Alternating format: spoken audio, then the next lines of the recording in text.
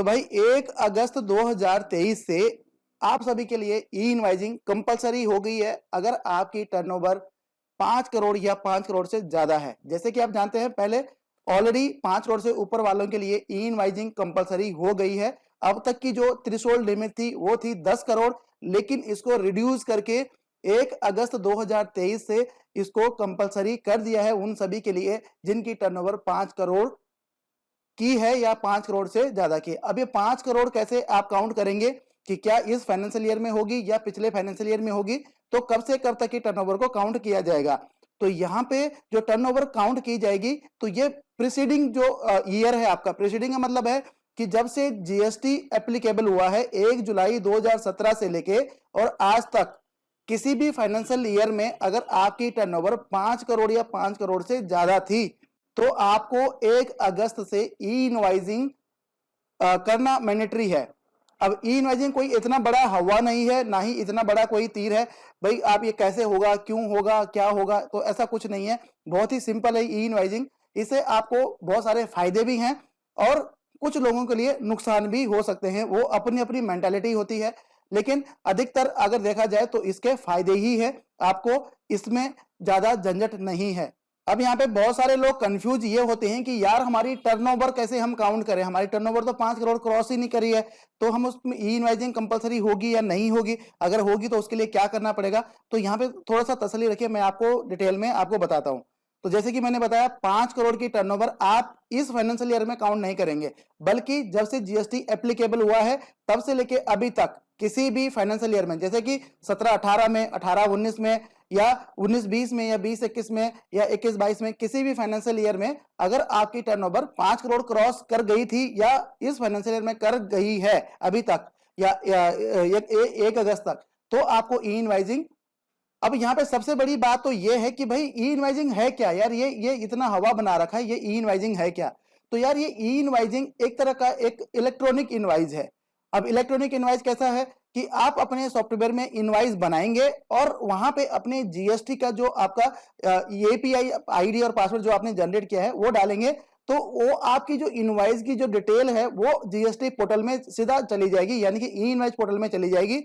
और जब ई invoice portal में चली जाएगी तो वो वहां से ऑटोमेटिकली आपके इनवाइस में एक एक्नॉलेजमेंट आईडी नंबर या एआरएन नंबर जिसको हम कहते हैं वो आ जाएगा, और एक्नॉलेजमेंट आईडी नंबर भी आपके इनवाइस में आ जाएगा और एक क्यूआर कोड बन के आ जाएगा। तो जिससे कि ये साबित होता है कि जो आपका जो इनवाइस है वो ई इनवाइस है। अब ये इनवाइस आप डायरेक्ट जीएसटी के या ई इनवाइजिंग के पोर्टल में जाके नहीं बना सकते हैं, इसके लिए आपको किसी न किसी सॉफ्टवेयर का या ऑफलाइन यूटिलिटी का यूज करना पड़ेगा। जैसे कि ऑफलाइन यूटिलिटी जो है आपकी वो जनरेट करेगी जेसन फाइल को, और जेसन फाइल को आप अपलोड कर सकते हैं ई इनवाइजिंग के पोर्टल में। वो आप बल्क में भी कर सकते हैं और सिंगल सिंगल भी कर सकते हैं, लेकिन ऐसा नहीं है कि आप डायरेक्ट ई इनवाइजिंग के पोर्टल में आपने रजिस्टर कर दिया और ई इनवाइजिंग के पोर्टल में गए और वहां पे जैसे कि आप ई वे बिल बनाते हैं वैसे आप ई इनवाइस बना लें, तो ऐसा नहीं है। ई वे बिल कॉन्सेप्ट अपना अलग कॉन्सेप्ट है और ई इनवाइजिंग कॉन्सेप्ट अपना अलग कॉन्सेप्ट है, तो इसको मिक्स मत करिए। ई वे बिल आपका वैसे ही चलेगा जैसा आपका चला आ रहा था, लेकिन ई इनवाइस आपकी कंपलसरी हो जाएगी अगर आपकी टर्नओवर 5 करोड़ हो गई है, तो आपको ई इनवाइस जनरेट करना पड़ेगा। अब यहाँ पे जितने भी सॉफ्टवेयर हैं उन सभी में ई इनवाइजिंग की फैसिलिटी पहले से ही अवेलेबल है, क्योंकि पहले जो ई इनवाइजिंग एप्लीकेबल की गई थी वो की गई थी जिसकी टर्नओवर 500 करोड़ है, फिर उसको रिड्यूस करके ले आए थे जिसकी टर्नओवर 2 करोड़ है, फिर 1 करोड़, फिर 50 करोड़, फिर 10 करोड़, और अब जो है लास्ट जो थ्रेशोल्ड लिमिट है वो है 5 करोड़। तो ये क्लियर है कि किसको ई इनवाइजिंग करना है और किसको नहीं करना है। अब ई इनवाइजिंग में होता क्या है, इसमें आपको बहुत सारी चीजें ध्यान रखनी है, ध्यान ऐसे रखनी है क्योंकि आप अपनी गलतियों को यहां पे सुधार नहीं सकते। अगर आपसे गलती हो गई तो समझ लो उसको सुधारने का कोई तरीका नहीं है। तो यहाँ पे कुछ मैं आपको तरीके बताऊंगा किस तरह से आप अपने ई इनवाइजिंग में की गई गलतियों को सुधार सकते हैं, तो ध्यान से थोड़ा सा इस चीज को समझ लीजिए। तो जैसे ही आप अपने सॉफ्टवेयर में ई इनवाइस बनाते हैं, यानी कि इनवाइस बनाते हैं और अपना एपीआई का आईडी पासवर्ड डालते हैं, तो आपका जो ई इनवाइस है वो जनरेट हो जाएगा। अब जनरेट होने का मतलब है कि आपके कंप्यूटर में, आपके सॉफ्टवेयर में ई इनवाइस तो जनरेट हो ही गया है, आप उसको डायरेक्ट वहां से प्रिंट निकाल सकते हैं। आपको ई इनवाइजिंग के पोर्टल में जाने की जरूरत नहीं है इनवाइस को प्रिंट निकालने के लिए। लेकिन अगर आपके इनवाइस बनाने में कोई गलती होगी, जैसे कि आपने गलत पार्टी का इनवाइस बना दिया, या आपने जो आपका क्वांटिटी था क्वांटिटी में फर्क था, या फिर आपके रेट में फर्क था, आप चाहते हैं भाई ये इनवाइस तो गलत बन गया, अब इसका क्या सॉल्यूशन है? तो इसका सॉल्यूशन ये है कि आप इसको, सबसे पहली बात तो ये कि अगर आपका ई इनवाइस बन गया तो आप इसको अमेंड नहीं कर सकते, किसी भी तरह की अमेंडमेंट ई इनवाइस में नहीं हो सकती है। लेकिन इसके लिए आपको, आप इस बिल को, जैसे कि आपने ई इनवाइस बनाया, उस बिल को 24 घंटे के अंदर में आप उसको कैंसिल जरूर कर सकते हैं। ध्यान रखना, 24 घंटे का टाइम मिलता है आपको, 24 घंटे के अंदर आप उस बिल को कैंसिल कर सकते हैं, अपने सॉफ्टवेयर से भी और अपने ई इनवाइजिंग पोर्टल से भी।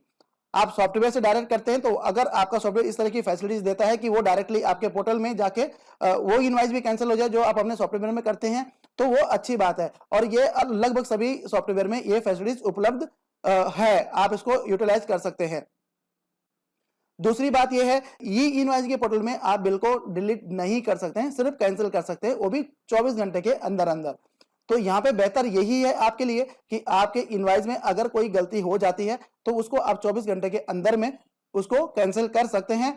और अगर 24 घंटे से ऊपर हो गया तो आपका जो इनवाइस है वो आपको वहां दिखेगा ही नहीं, ई इनवाइसिंग के पोर्टल में नहीं दिखेगा, वो डायरेक्टली वहां से शिफ्ट होकर आपकी GSTR1 में चला जाएगा। तो उसके बाद तरीका यह है कि आपको उस इनवाइस के अगेंस्ट में डेबिट नोट या क्रेडिट नोट, जो भी आपने जिस तरह से भी आपने जो है उसको मेंटेन करना है, तो डेबिट नोट क्रेडिट नोट के थ्रू उस पर्टिकुलर इनवाइस को आप एडजस्ट कर सकते हैं। और तीसरी सबसे बड़ी चीज यह है कि जो आपकी ई इनवाइसिंग है वो आपकी सिर्फ और सिर्फ B2B इनवाइसेस ही जो है आपकी ई इनवाइस बनेगी। मतलब जो आप इनवाइस रेज कर रहे हैं, जो आप ई इनवाइस आपका बनेगा वो सिर्फ और सिर्फ रजिस्टर्ड डीलर को ही बनेगा जिसके पास GST नंबर है। जिसके पास GST नंबर नहीं है, या आप कैश में सेल कर रहे हैं या आप अनरजिस्टर्ड पर्सन को सेल कर रहे हैं, तो उसके लिए ई इनवाइसिंग कंपलसरी नहीं है। अब इस केस में आपकी जो GST की रिटर्न है वो कैसे प्रिपेयर होगी? वैसे तो हमारी YouTube चैनल पे पहले ही ई इनवाइजिंग से रिलेटेड बहुत सारी वीडियो डाली हुई है हमने, आप वहां से देखे ई इनवाइजिंग कैसे एप्लीकेबल करना है वो कर सकते हैं। लेकिन अभी कुछ दिन में जो है नए रिलीज, जो टैली का नया रिलीज है उसके साथ भी जो है ये वीडियो आने वाली है कि आप टैली से ई इनवाइजिंग को कैसे स्मूथनेस तरीके से कर सकते हैं जिसमें कि आपको कोई एरर नहीं आएंगे। तो टैली के नए रिलीज 3.0.1 में कैसे आपने ई इनवाइजिंग करना है वो मैं आपको अभी कुछ दिन में वीडियो आपके लिए आ जाएगा और जल्दी ही आ जाएगा। लेकिन रिटर्न कैसे बनेगी इस केस में, क्योंकि आपकी ई इनवाइस जनरेट हो गई है, उसके बाद GST की GSTR1 कैसे आप फाइल करेंगे, 3B कैसे फाइल करेंगे, उसके लिए भी आने वाले कुछ दिनों में आपको वीडियो मिल जाएगी। तो आपको ये वीडियो कैसी लगी, ये इन्फॉर्मेशन कैसी लगी दोस्तों, वीडियो के कमेंट बॉक्स में कमेंट करके जरूर बताना। वीडियो अच्छी लगी हो तो वीडियो को लाइक कर देना, और हाँ, अगर चैनल को सब्सक्राइब नहीं किया तो जल्दी से सब्सक्राइब कर लो, क्योंकि इस चैनल पे आपके लिए इसी तरह की इंटरेस्टिंग वीडियो लेके आता रहता हूं, नई नई इन्फॉर्मेशन आपके लिए लाता रहता हूं। तो धन्यवाद दोस्तों इस वीडियो को देखने के लिए, मिलते हैं अगली वीडियो में, तब तक के लिए जय हिंद।